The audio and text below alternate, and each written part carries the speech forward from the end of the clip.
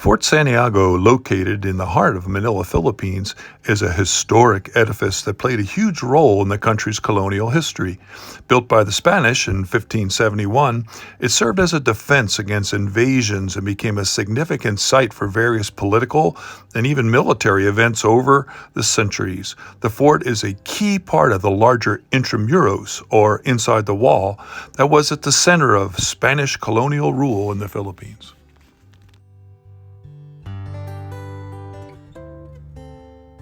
So these inclines were particularly important for pulling the cannons up and down the hills to put them in place.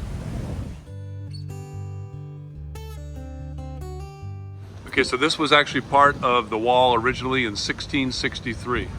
Construction of Fort Santiago began under the direction of Miguel López de Legazpi, the first Spanish governor general, and was built from wood, but due to the frequent attacks, it was later rebuilt as stone. And the fort was particularly strategic because it was right at the mouth at the Pasig River.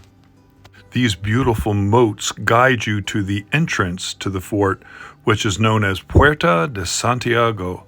Inside, the fort is divided into several sections, a museum from the colonial period, documents and exhibits about José Rizal and the fort's history.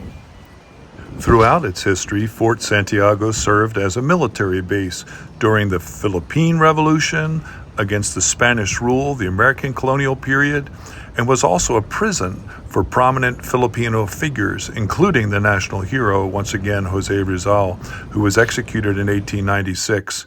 And as we'll see in a second, his cell can still be visited today, which is just an amazing reminder of the struggles that the people went through for independence. So this area of the plaza was used as a barracks for the Spanish, the Americans, and then also the Japanese during World War II.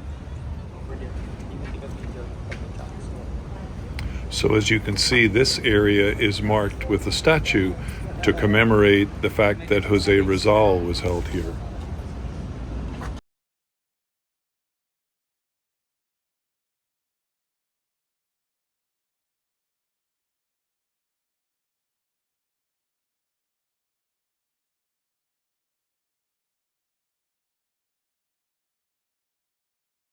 Through the gate there, and it takes you out to the Pasig River.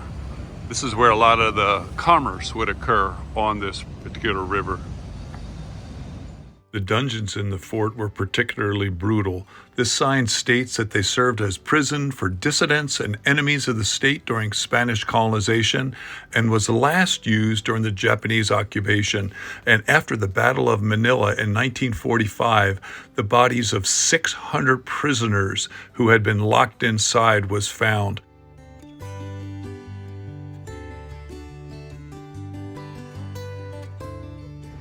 How's it going out here? You sound like you've been standing out here a long time. Got a nice view though of the river, that's for sure.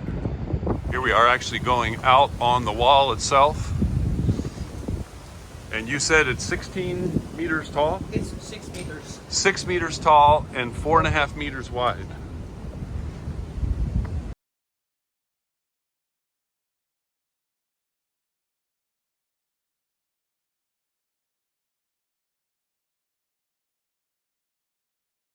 It's interesting that this upper area, because of these ramps for the cannons, it allows it to be pretty much wheelchair accessible.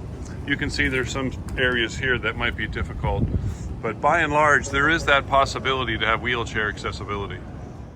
This center area is devoted to José Rizal, perhaps the most famous prisoner who was ever held here, and be watching for a video from me in the future dedicated to him. Fort Santiago is more than just a historical site. It has become a symbol of Filipino resilience and nationalism. The site serves as a reminder of the complex interplay of cultures in the Philippines, where indigenous traditions coexist with colonial influences but were not ultimately overtaken by them. Fort Santiago stands as a testament to the nation's journey through colonization, struggle, world war, and ultimately independence. Thank you so much for watching. I hope to see you on the next video.